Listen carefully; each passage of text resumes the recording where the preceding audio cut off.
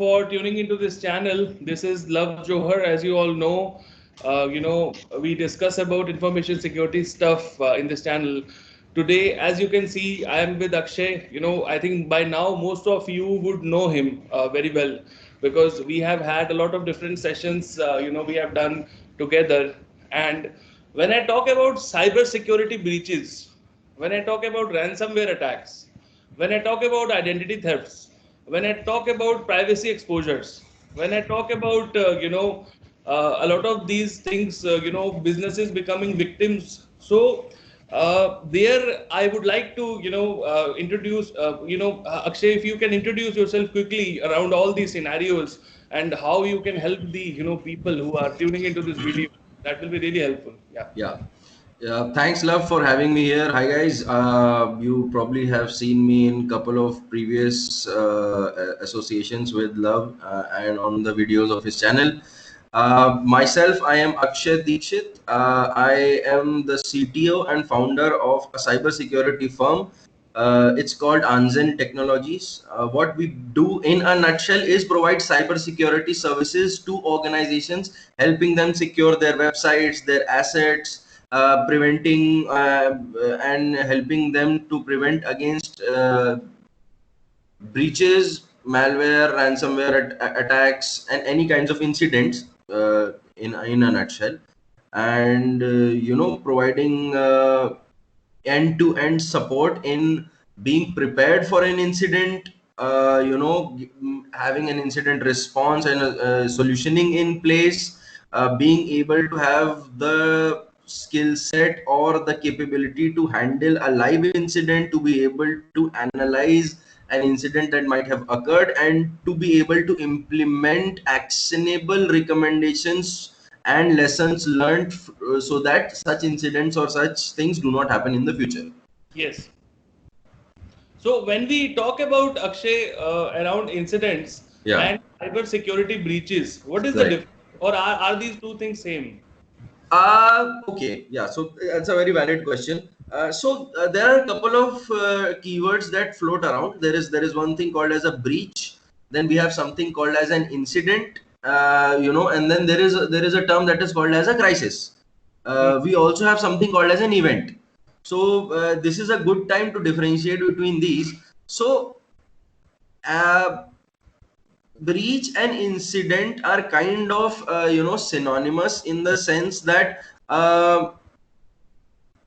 an incident is something which has happened and which has impacted you in a fashion that compromises or affects you from a cyber security perspective.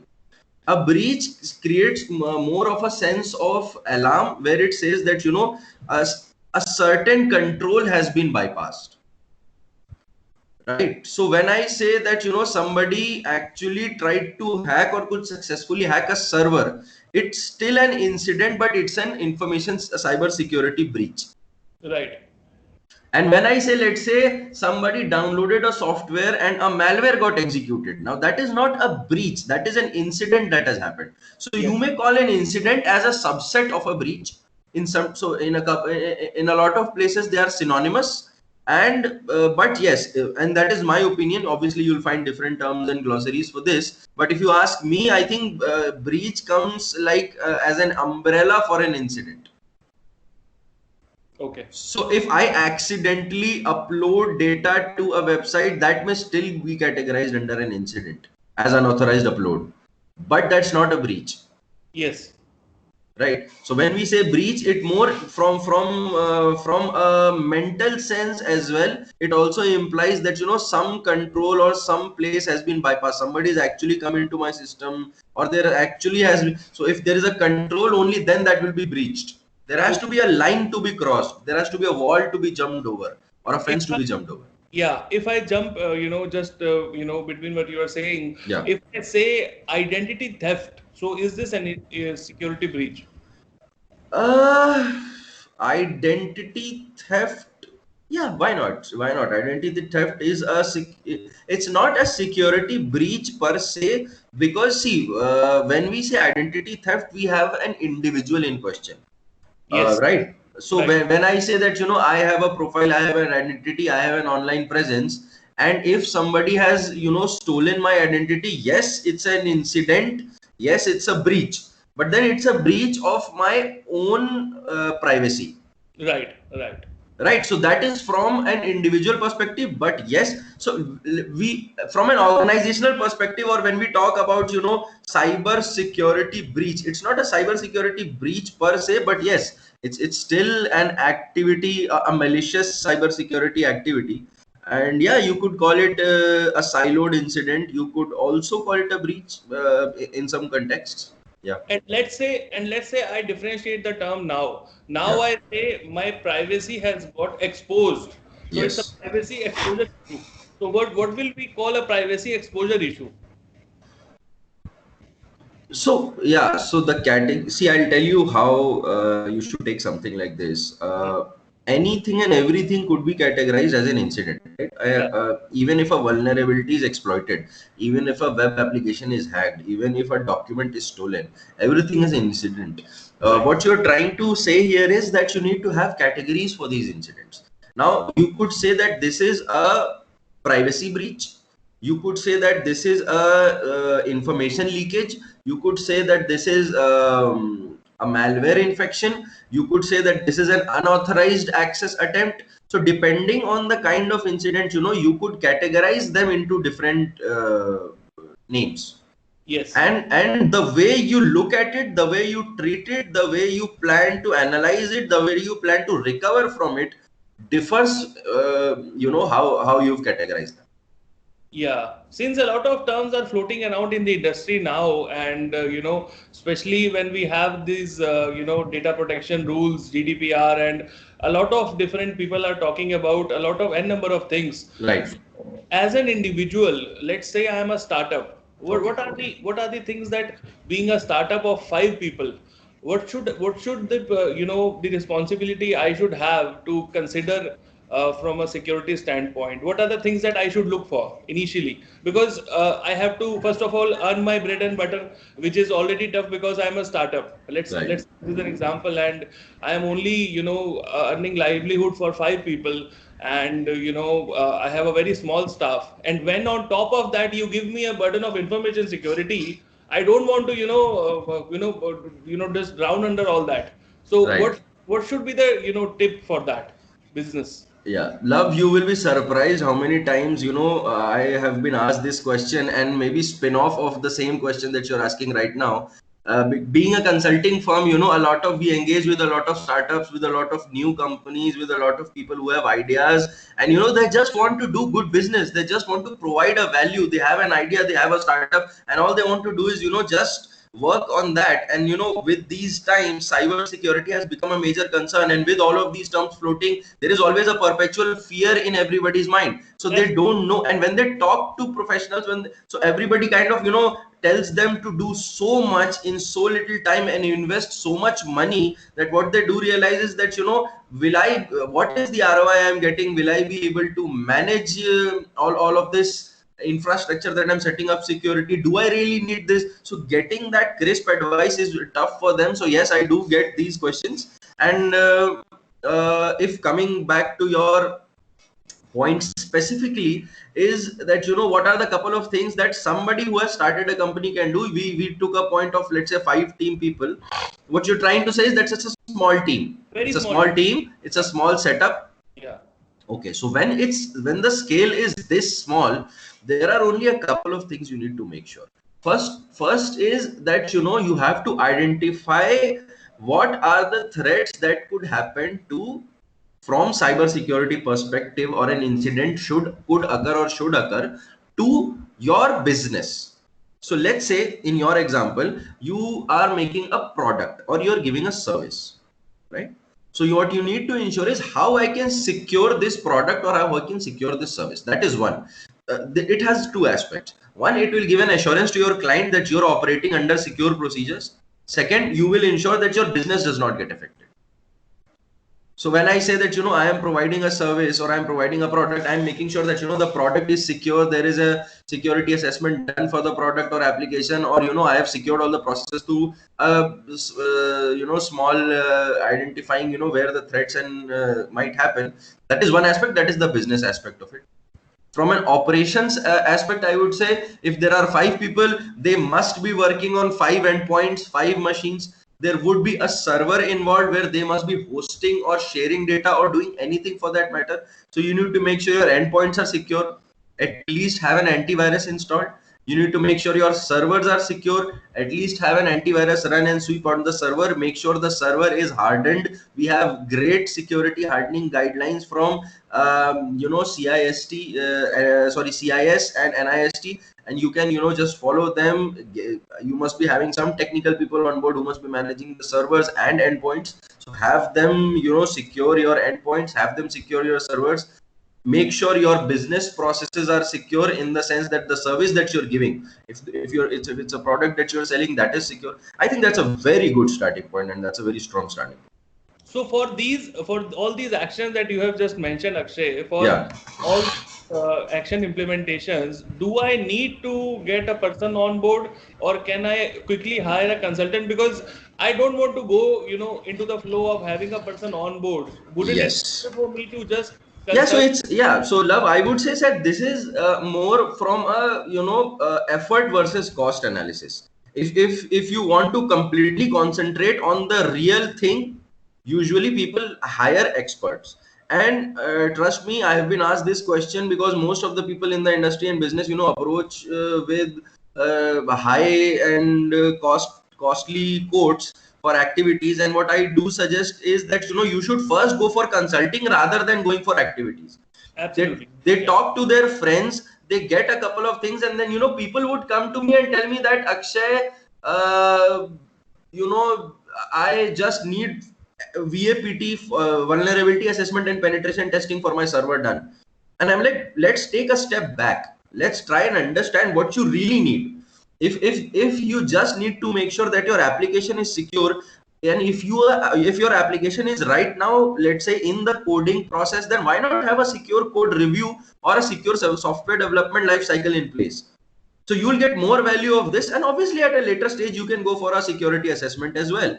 So you need to have the right solution in place at the right time, and you need to be engaged with, either you develop the capabilities yourself, but what happens is it's a tedious process, and Absolutely. it's not your forte. Your business is something else, you're good at something else. So it's always advisable to have some people who are already good at this, who've already handled such kind of projects, cases and scenarios in the past.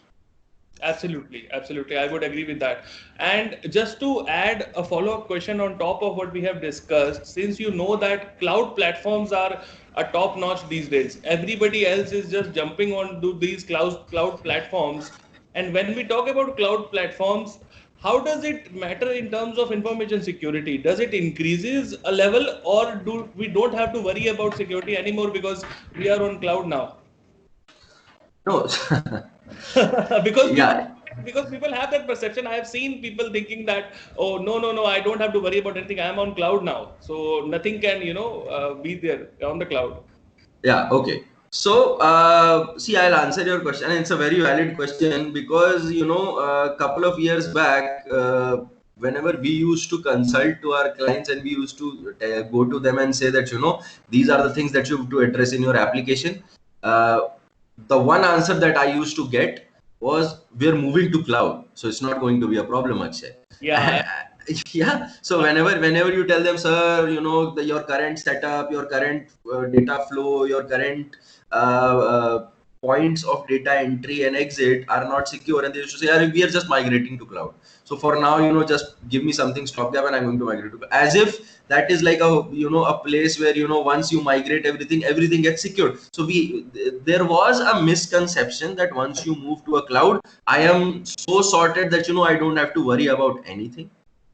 That is not true. What is true is that, yes, since cloud implements the concepts of tenancy, and it isolates your instance of application or resources from other resources and from other instances that is running, and cloud infrastructures of security providers are robust, and it's a central place of management. Yes, it's more secure than you know uh, On site. Yeah. Yeah, I won't say it's more secure, but it's like it's less hassle for you. I personally, Yeah. if you ask me, if I have a server, if I own a server, it's easier for me to, control it, and I can, probably implement more security measures there. But yes, from other business standpoint, I can understand operationally it becomes easier. But with cloud implementation, or with migrating your resources and on the cloud, couple of things that you need to make sure is that you are securely deploying, you're making your application, you're tweaking your application in the right way for the cloud. You have a secure deployment strategy. You're making sure that you have firewall in place. You're making sure you have something like an obfuscation, you have tokenization, you have VPN. You're not exposing the modules or the APIs that should not be exposed. You're hiding administration modules. You are taking care of protecting your APIs. You're taking care of DOS. You're taking care of DDoS. So all of this is still there. It's just that now you have a central console. Now you have a central place from a strong, capable cloud provider that is giving you an option. Yes, absolutely. And on top of that, I think even if I am, working on cloud, and let's say I have 200 workstations from where I am accessing all those That's applications, right. it's my responsibility to make sure that all those are protected as well. Cloud provider will not do that, right? Yeah, so I'll give you a very it's an example that I usually try to quote. Uh, Couple of years back, we had an incident wherein a client got infected with a malware, and they engaged us to do a complete analysis of what had happened. And when we analyzed the servers, when we analyzed the logs, what we came to find out was that they had outsourced their uh, system administration or application management to a third party vendor. And one of the people from the vendors had taken a VPN, a remote access from his machine to the server, and his machine was infected, and the malware traveled from his machine to the server through that remote connection. Oh my God. Yeah, and if we hadn't found that out in time, if we hadn't patched it immediately, if we hadn't given them immediate quick measures, they would have never found out. And that guy was scheduled for another update in the coming days. So it was a quick catch, it was a good catch, and you never know. So even when they were sure that they have everything under control, they knew only these three people are accessing the servers. They were not able to figure out how this is happening, and like exactly you mentioned, that it was this end point where nobody was paying focused attention to, which caused that incident to happen, and which wasn't even under their control. Yeah, so I think it's if we briefly categorize on a high level, there are two types of classification of controls and safeguards, even if we go to cloud, because when we talk about cloud providers, there is a separate protection that I am getting on the cloud. However, it's my responsibility to make sure that the endpoints are also secure, because cloud provider will not be able to do that, right? Agreed. Yes. So no. So cloud provider gives you an option, because ultimately it's yours to manage. If you want complete ease and complete openness, and you don't care about security, you leave nothing on. But Yeah. if you want complete security, they have secure checks, they have things in place, and it's just depends on what how much you can do that does not disrupt your ongoing business. Yeah, absolutely, absolutely. Good, huh? So another aspect that comes to my mind is, a lot of people ask me these days, especially the people who are studying in colleges. I think we had this question in one of our Q&A sessions as well. People are, especially people who are pursuing the information technology domain, they are kind of confused, because now in the market, if you will see, Akshay, there are n number of safeguards, there are n number of different vendors being introduced, different frameworks being introduced. We have ISO 27001, we have NIST frameworks, we have CISSP, we have n number of things out there. Right. I am a college fresher, man. Do not burden me with all these, frameworks. How much will I be able to handle? This question I keep on getting. So, what is the right answer? Because you are there in the domain for last decade or so. So, you Right. have seen a lot of different, what is the need of the hour? Where should an individual focus for now? What should be the prime focus? Okay, so are we talking in the sense of how should a fresher pursue this domain as a career, Yes. or from a learning perspective, is what you're asking? I would be saying from completely job aspect, how can an individual earn a good salary? Because at the end of the day, money also matters, and also not defeating the purpose where he's skipping something or maybe not, upgrading himself as much as he should. So, which framework he should follow? Okay, so that's a good question. That's a very broad question, and there is Yeah, no right answer and right way to correct. answer your question here. Yeah, But let me try to do this from the experience I have had and from the current scenario and the regional and time please. scenario. There's This this how answer, Akshay, yeah. I would agree with you. This answer will vary to 100 times if we ask 100 people. I completely agree with you. But having since you have the expertise, Yeah. that's where I need your opinion on So this. I'll give this answer in parts. So one thing from a knowledge perspective is that basics of information security should be clear to everybody. So when we say basics of information security, understanding what information security is, understanding what a vulnerability is, understanding what a threat is, having strong concepts of networking, having an understanding of how an application works. All of these concepts we already learn at a college level, at an Right, undergrad level. So right, having those concepts nailed down is important, even if you are not pursuing a technical perspective and going in for, let's say, a process based approach to cybersecurity, which is PCI DSS, ISO or GDPR, or so on and so forth. Even then you need to have a technical background because you're already learning it through your undergraduate. So it makes sense to have those concepts nailed down. Then I personally suggest everybody to start from the grounds up, because when you start as a cybersecurity fresher, there are lots of things that you can get involved in. So try to get into a team, try to get into a company, try to become a part of a cybersecurity team, and do anything and everything. So right, let's say we are talking about something as small as just hardening a server, or just checking whether those hardening checks are right or not. So when we talk about standards, when we say CIS and when we say NIST, these standards talk about hardening a Windows server or a Windows laptop. So why not just learn, study them, analyze them, and understand how they work. So from an activity perspective, you can do anything. At the start of your career, you should do anything and everything in cybersecurity. yeah, Over a couple of years, you realize what you are really good at, what is your interest, and where you want to go. People start ask me right from the start of their career whether I should take an ISO 27001 lead auditor certification, whether I should prepare for CISSP. I am like, man, you don't even know right now what cybersecurity is.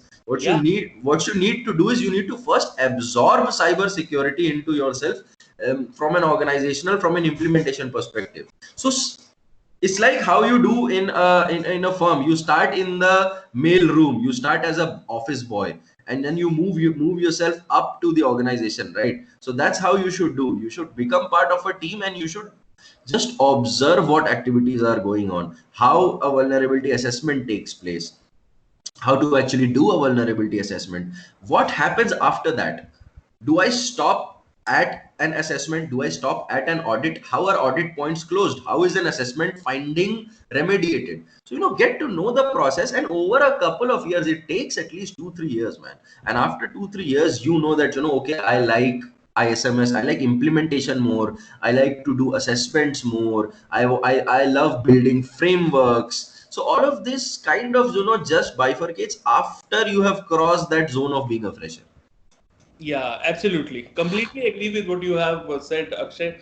I think you have covered it very well. Yeah, that's the approach even I ask them to follow. Like you have to, take it. One thing, love, I have to say right now, and what I have seen in a lot of freshers is they feel that they have to invest a lot of money to learn cybersecurity, to get into this domain. There is a certification out there, I will not name it, but it's one of the most popular certifications for freshers. And I and a lot of people try to have a feeling that if I get this certification, this is the bare minimum that is required, and if I don't have this certification, nobody will recognize me as knowledgeable in information security. I Yeah, do not say that's true. Although certifications do give you leverage in the sense that the person knows that you've gone through a certain curriculum, you've understood a couple of concepts, and you've taken a test to prove that you know those concepts. Obviously, that's helpful. That's easier for somebody to get to know, but that's not the only way. If you're getting hired, if you're being interviewed for a position, the person will ask you the relevant questions. They will make sure that you are the right fit, or at least you can scale up to what they're liking from your expectation from you is. So it's more so that there are a lot of free resources, open source resources, much like you upload on your channel to yeah, learn about these concepts. It's more about keeping your foundation strong rather than getting certified. Uh, absolutely. Yeah, yeah. I believe that certification is an addition, and should not be a mandate. Yeah, absolutely. I would agree, Akshay, completely agree. The other aspect of the similar question, if I just follow up on the same question, another, set of questions that I am regularly being, asked either on calls or either on, YouTube comments is, I have an experience of 5 years in a specific domain, not related to information security, but now I would like to change my career to information security. Why? Because there's a lot of bugs involved. First of all, monetary benefits that Yes. I don't know how people see it, but people see that information security is becoming more and more lucrative in terms of monetary benefits. So people try to jump. So this is, a stage where, again, I need your help with how should they go if you are changing your career entirely into this domain. Yeah, so I love, yes, I have also been part of discussions where people always say that, I have been server administrator, IT managers for n number of years, and now I want to switch to information security. What should I do? I think from us as a strategic move, or from a strategy standpoint, the first thing you could do is try to shift internally. So one of the things I suggest is that speak to your current manager, speak to the information security team, try to get involved in a couple of projects first, learn about how they do. Obviously, you need some groundwork. Yeah, You would be really lucky if you get to a role and then you start to learn about it. You get trained by your organization to get into a certain role. I have seen cases where people shifted to information security part time. They were handling their current operations, and it was a need, and organization kind of asked them to take up security roles, and that is how they naturally learned it. And so yeah, you're lucky if you get something like that. yeah, But a lot of times, and most of the times, that's not the case. You have to do your job, and then you have to make way for this role. So first thing you need to make sure is you have some idea about what you're targeting for. Let's say you want a internal compliance auditor job or internal compliance team job. You should understand what an ISMS is. You should understand how the team, your current team, your organization, how are they functioning, right? You should know what the current policies are. So you should know those things, and then you can pitch into your manager, you can pitch into the information security team, be part of audits somehow, and then prove your worth and slowly migrate. Maybe like create a replacement for you, present it to the most of the companies. They are open to switch, open to shifts, internal shifts, and they prefer people who have already worked. I tell you what, somebody who has already worked in firewall team or implementation team or server team will be able to best secure the server, absolutely. Yeah, yeah, right? Because they've been, if somebody has been working on this organization on servers for the last 10 years, They know exactly where everything is. They know exactly where the wrong configurations might be. So they will be the best people to secure the servers. So it becomes a natural shift for them to shift from, server management team to server security or information security team. Absolutely. Yeah. Completely makes sense, Akshay. So also, apart from this conversation, there's a lot of hype being built around on VAPT as well. VAPT is becoming, such a common thing where anybody and everybody, whoever opens their mouth says VAPT. And people who have not done that or not familiar with what is VAPT, especially I'm asking this question from auditor's point of view, because Yeah, yeah. many information security auditors have asked me specifically that do we have to be completely familiar with VAPT procedures, and do we have to understand all the bits and pieces? Because see, let's be practical, not all of the crowd is 100% technical and completely able to understand each and everything on the VAPT aspect. So please throw some light on that. Yeah. Yeah. So yes, very valid question. And there are two sides of this story.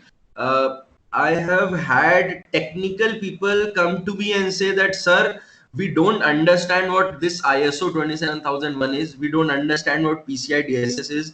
There are so many clauses. There is something called as a risk. Then there is something, they have control. They have this thing called as control library, and then there is plan, do, check. So they don't understand these concepts and they fear it. And the other side is what you rightly said, that I have had auditors and process people come to me and say that we do understand that there should be a vulnerability assessment or a penetration testing in place, but we don't understand the technicalities of it. And because of that, we feel that somewhere, a better knowledge of it, a little more in-depth look into it might have helped us. Or should we look into this? Is this even relevant to me? Should this just be a checkpoint in my audit, or should I get further into this? So yes, I have faced both kind of questions, but let me see if I can address this a little bit. So as a to first discuss your aspect of it, from a process guy, from an auditor, or from an ISMS personnel, I'm not saying that you need to exactly be able to perform a vulnerability assessment, because that is not your job. There is a separate person or a separate team that will do the vulnerability assessment for you.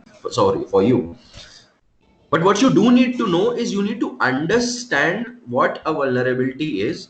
You need to understand operationally how a vulnerability assessment and a penetration test works. Right. And you need to be able to consume a vulnerability assessment and a penetration testing report.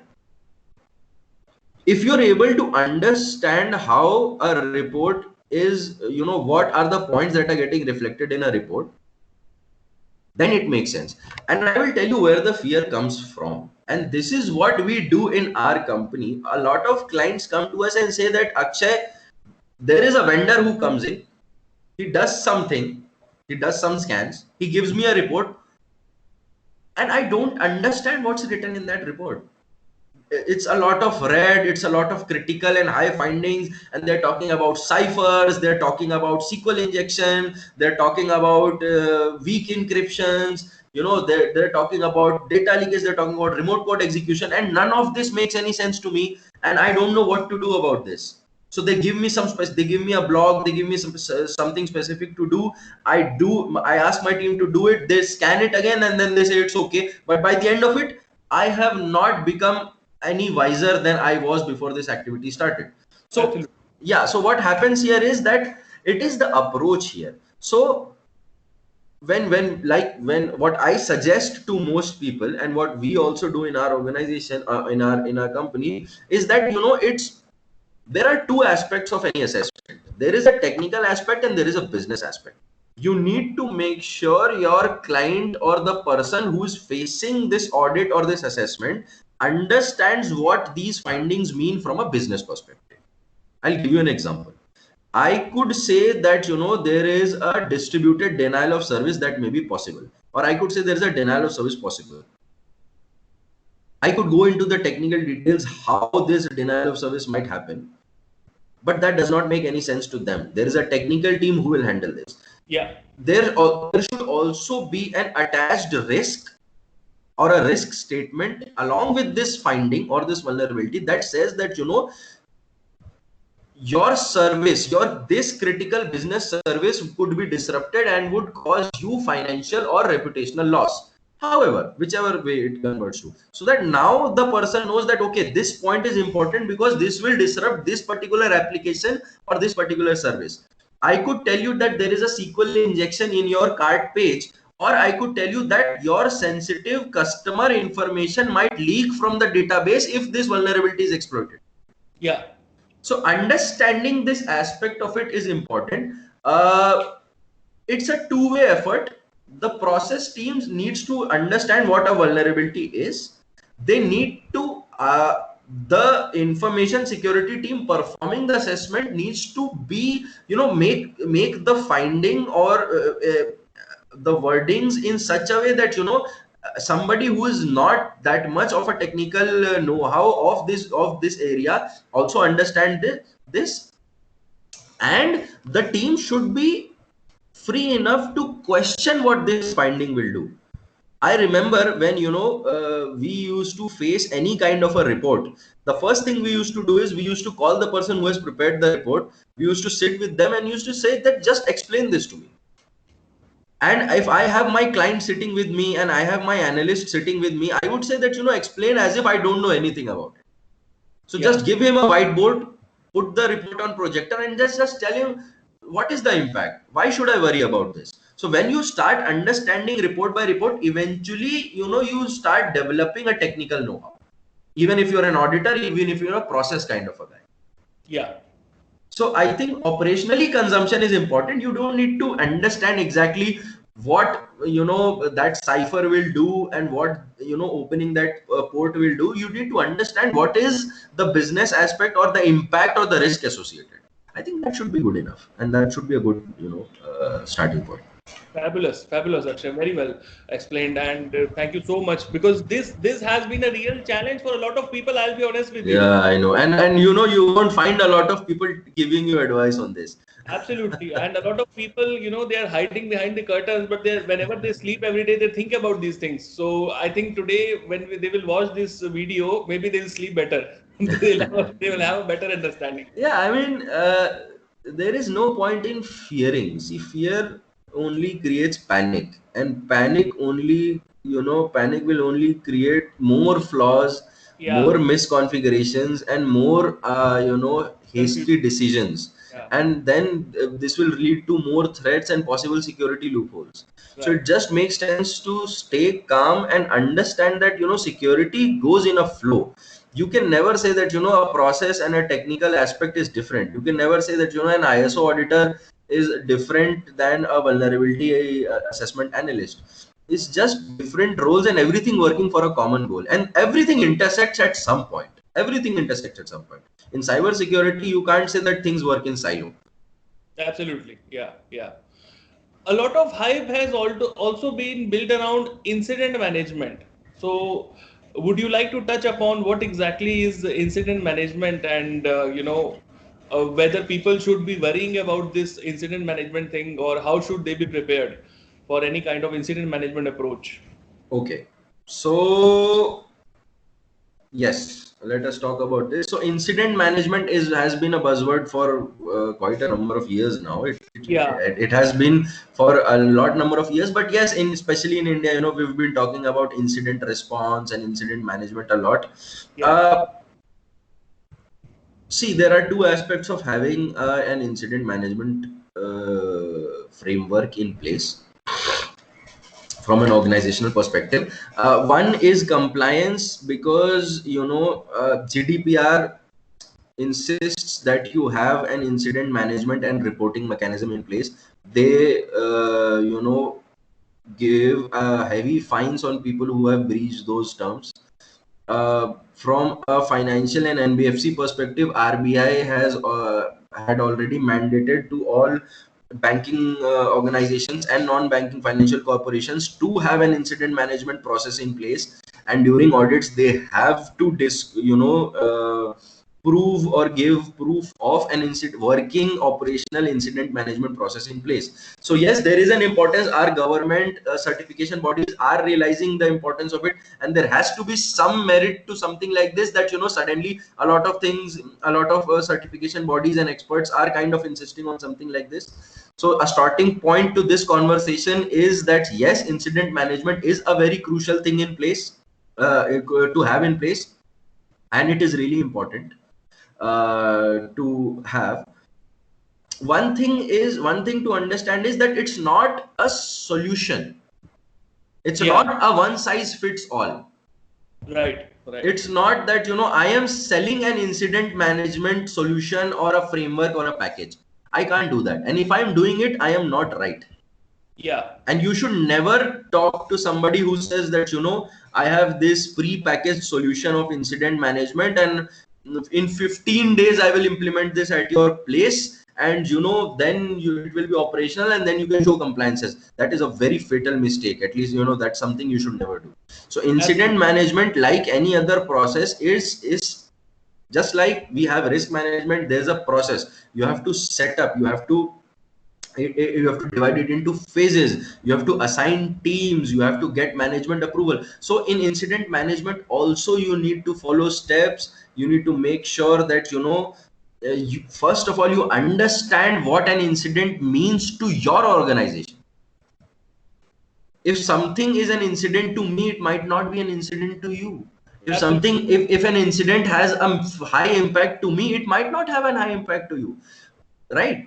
So you have to first understand what an incident or a crisis means to you, and then you move forward from that, and you start to build an incident analysis, an incident response framework, and an incident management framework to manage everything in a workflow. Yeah. Absolutely. So I think having an incident response is crucial, right? As you mentioned, Yes, yes, because we're all getting, we read and hear in the news about ransomwares, we talk about malwares, we talk about physical breaches, we talk about database leaks, we talk about hackers coming in, stealing data, putting in backdoors. All of this falls under incident response and planning to and breach response, and planning to be able to monitor, detect, and respond to incidents, and having the capability to improve this process over time. yeah, absolutely. Makes sense. Cool, huh? Very detailed answer. Thank you, Akshay. Thank you so much for that. Any any Yeah, any other thing that you would like to touch upon? I had yeah, this yeah. question. So Yeah. from since you already talked on incident management, see, I will say the next follow-up question, or the next thing that comes to somebody's mind, is that what is incident management, how can I do this, right? So obviously this is something, it's a very detailed discussion, and I would love to have a separate session just on incident management and response with you, Yeah. if you would have me, and if Sure. time permits. But yes, something that I can tell you is, a couple of questions that a lot of people ask me is that, you know at a bare minimum, how can I ensure that I am ready for an incident, or how I can tackle an incident, or let's say how I can start.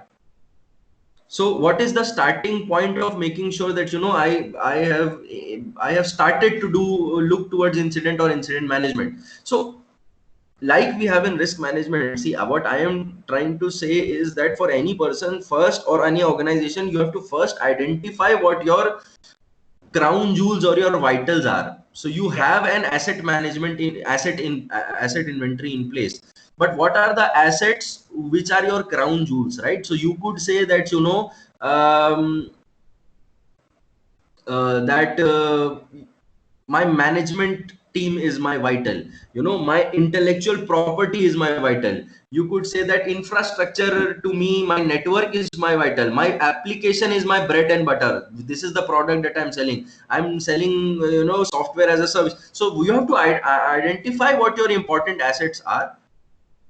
You need to make sure that somewhere down the line, you are able to identify vulnerabilities and threats associated with those assets. You timely do assessments and patch those threats and vulnerabilities of those assets. You harden your servers, your systems. You make sure that on the endpoints you do, if it's not required, you have the access. It's a what we call it as a principle of least privilege. Yeah. So if I I've do, yes, Yeah. so if I do not need a USB, it should be disabled by default. If I do Yeah. not need an admin access, I should not be given administration access. It's Right. not to inconvenience the user, it's to make sure that, if a compromise were to happen, no administrative privilege escalation should happen. Right. So this is how you start. You identify your assets, you protect your assets, you protect your endpoints. User awareness, employee awareness is very important. You tell Absolutely. them what to do and what not to do from your standpoint. Yeah. Yeah. And either you have your in-house capabilities built, or you always have an external third party person on retainer or on call. There is somebody you can talk to. I'm not saying that immediately you need to start shelling money or throwing money on someone. I am saying there should be an expert available to you for discussion. If you say that I am suspecting this, they should be able to help you. They should be able to help you devise a plan, and they would have the capability and manpower to immediately execute and help you in it. Yeah. Absolutely. Just a small follow-up question on that, Akshay, Yeah. would be, let's say I am a big top-notch firm, okay? So I have, let's say, 50,000 employees, and I have a big security operation center as well, and I have a team of 50 people. God forbids, if there is an incident that happens in my organization, where should be a case that I should approach somebody like you, and why? Okay. So, see, having a security operation center is the bare minimum requirement for an organization of a certain scale to be able to implement a proper information security. So we call SOC, or security operation center, as the heart of information security, because Yeah, that is the place where they monitor each and every important event or activity that is going on, and they raise alerts. yeah, But that is pretty much it. The SOC in itself, the one thing that they do is they monitor, and then they raise an alarm. You should think, do you have the capability to be able to analyze and respond effectively to that incident? Now, these are the two places where we come in. Somebody like me or somebody like any information security third party firm would come in. I'll give you an example. Let's say I know that I have a security operation center, and I have a server team, and people know that if certain kind of incidents we are able to handle. But let's say there is a case which involves forensics. Let's say there is a case which involves malware analysis. And you can't have people inside on retainer for such things, because this is not something that happens very frequently.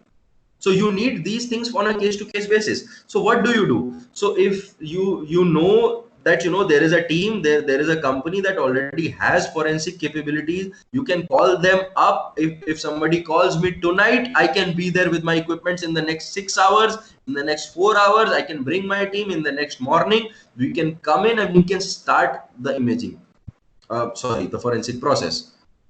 So as it becomes more technical and complicated, it doesn't make sense for the company to have the skill set, or the organization. It makes more sense to have an expert on retainer or on call, or on a case to case basis, where they can help in, and you can focus on probably responding and recovering from the incident.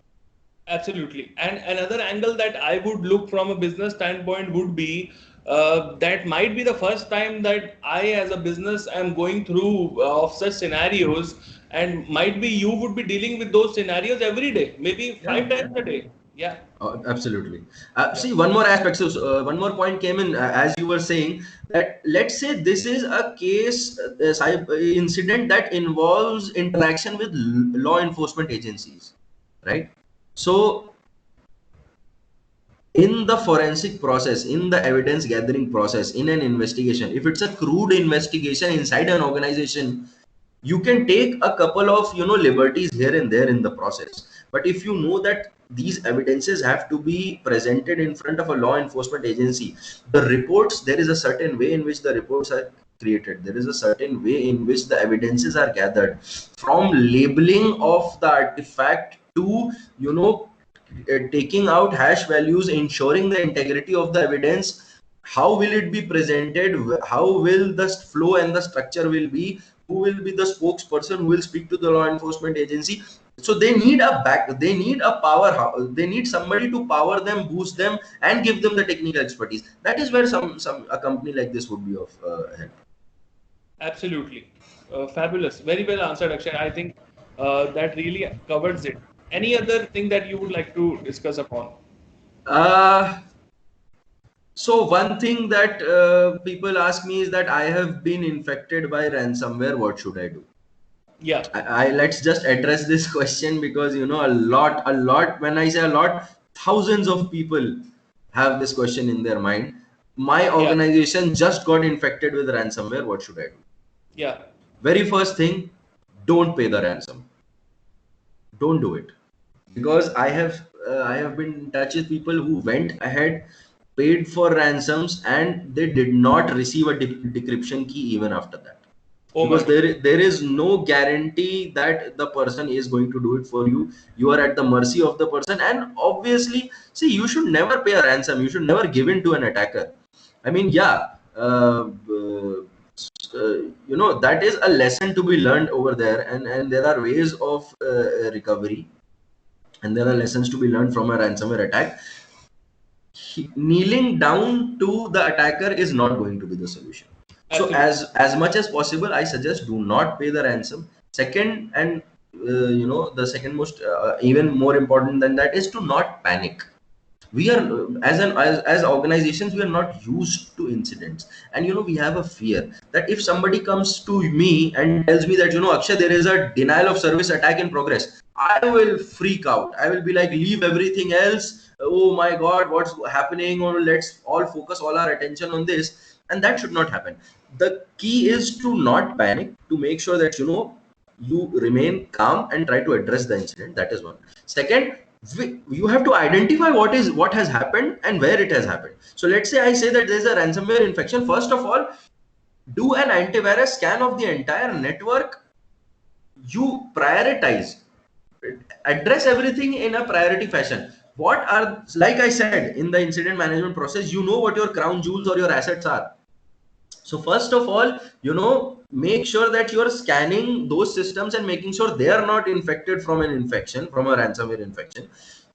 Meanwhile, you have isolated those infected machines and start a parallel analysis, a preliminary analysis that your system administration can do, and then you hire in and bring in experts.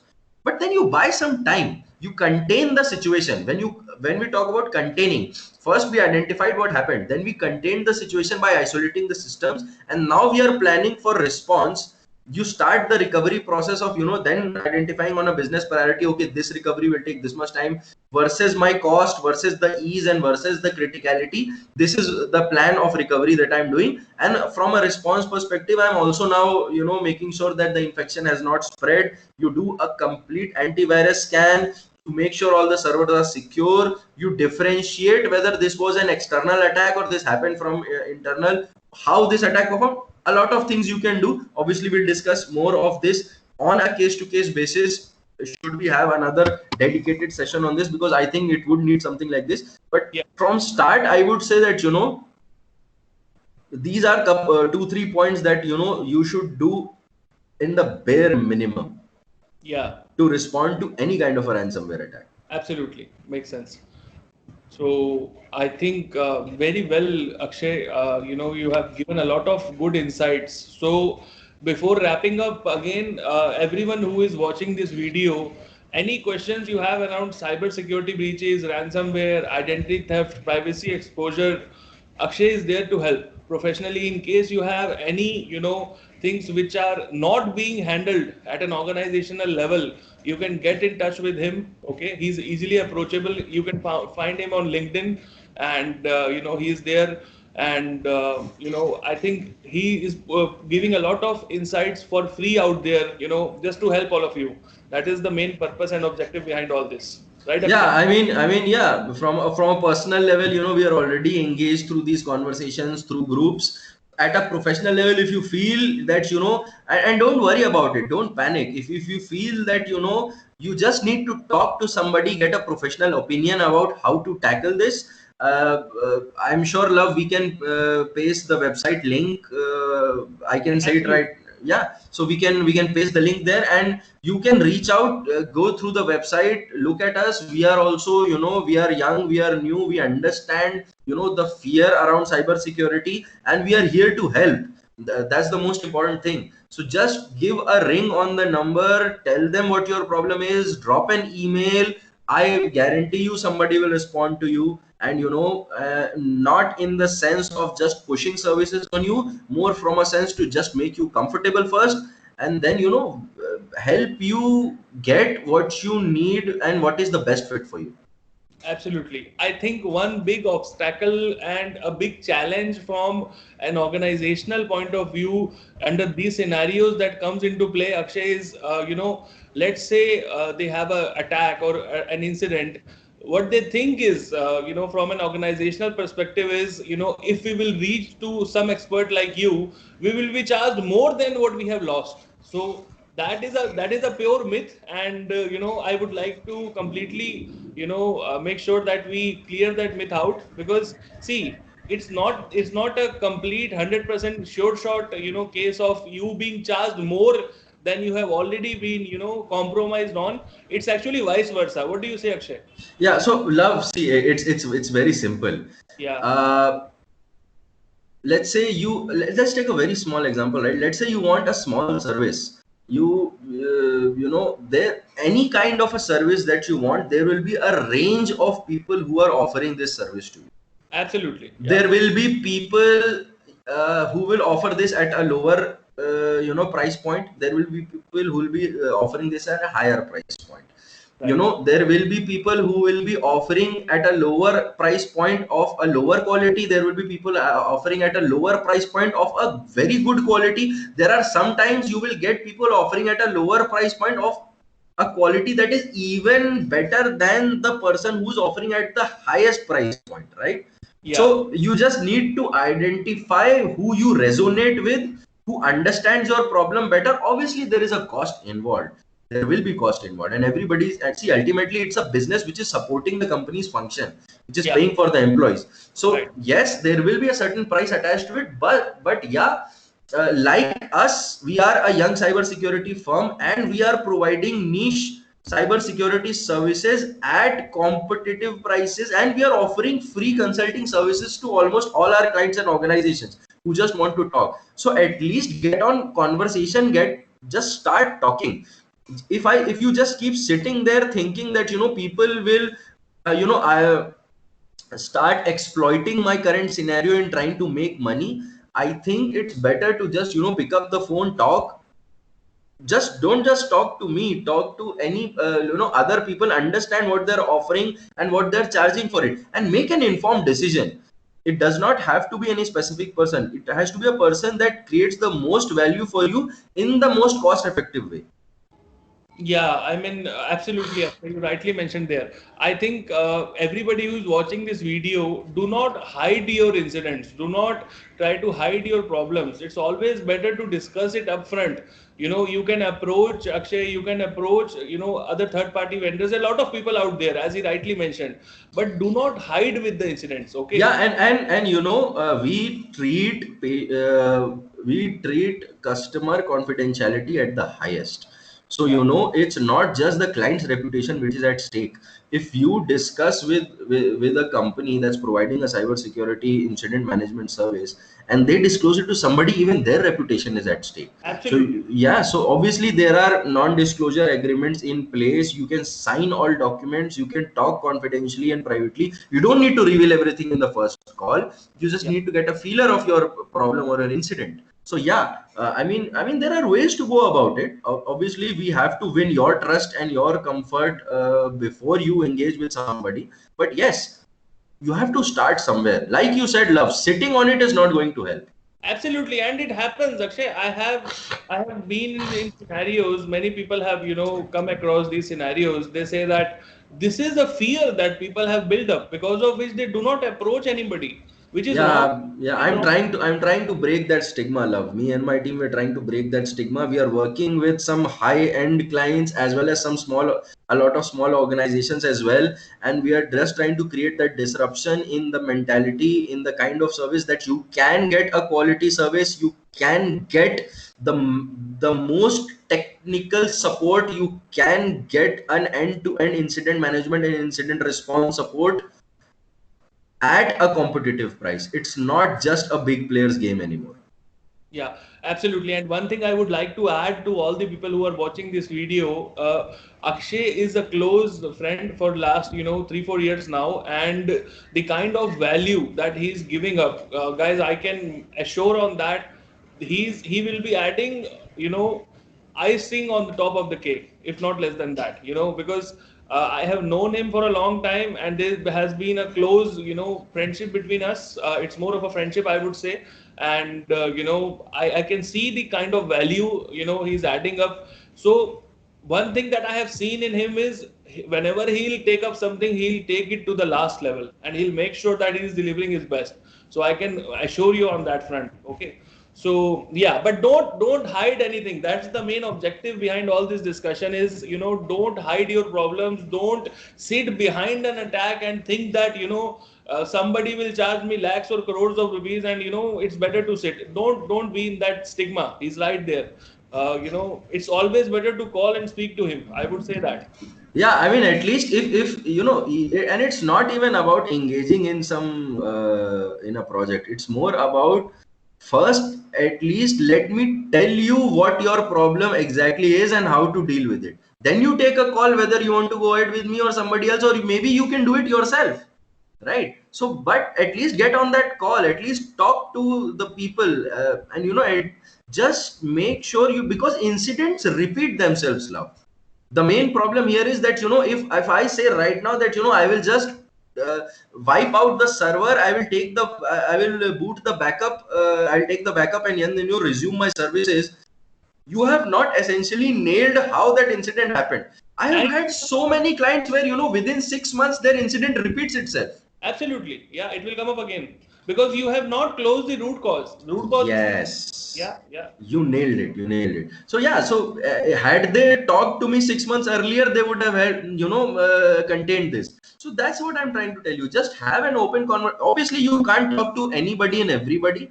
The main thing is to identify the kind of a person you know will handle sensitively, and will has the skills or the expertise to give you an advice.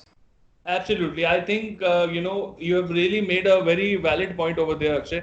And, the main thing that, I come across these incidents, people tell me after 3 to 4 days when these incidents have happened, okay? And sometimes they call me because, that we have close relationships with the industry now. So I get a lot of calls. What the first thing that I ask them is, have you consulted anyone? They say no. So I am also in kind of a shock. Like, why are you waiting for somebody to come at your place? And you have to go. You have to, move up your chair. You can't sit like that. Yeah, no, that's totally correct. And we have had instances where me and my team have traveled, like we got a call at 12:30 a.m. In the morning or in the midnight, that something has happened, and we have immediately dressed up, took our equipments, and we went to the place. And before their work day starts the next 8 a.m., we have fixed those incidents, we have patched those incidents, we have made sure that everything is up and running. And that is how a quick response comes into place. And if they would have been sitting on it and would have called me the next day 9 a.m., it would have taken so much more time. Now with everybody's already working, and making sure that all of those rules comply. So a quick response is the key, as you rightly said. Yeah, absolutely. So I think I would like to conclude this session now. Thank you so much, Akshay, for giving us your time. It was fabulous to have you on board. My I pleasure, thanks for having me. I would like to carry on with these sessions as on we go, And anybody has any questions, you can post in the comment section. I'll be posting the link where you can reach Akshay in case anything you want to discuss with him. He's completely available, guys. Whenever I call him, even at midnight, he picks up my phone. So same he'll do with you as well. Don't worry. So you can call him anytime, completely reachable, and a guy who will actually try to help you. He'll not try to charge on your call itself. After the call, he will not send you a bill. He's not because I've seen people doing that. So let's be honest. So Yeah, we don't work like that. We just don't work just like that. just speak to him if there is any issue. He'll be the first one to actually help you out, rather than Yeah. charging you a lot of mullahs for just taking a call. So thank you so much for watching, everyone, and Thanks. have a good day. Thank you, Akshay. Bye. Thanks. Bye.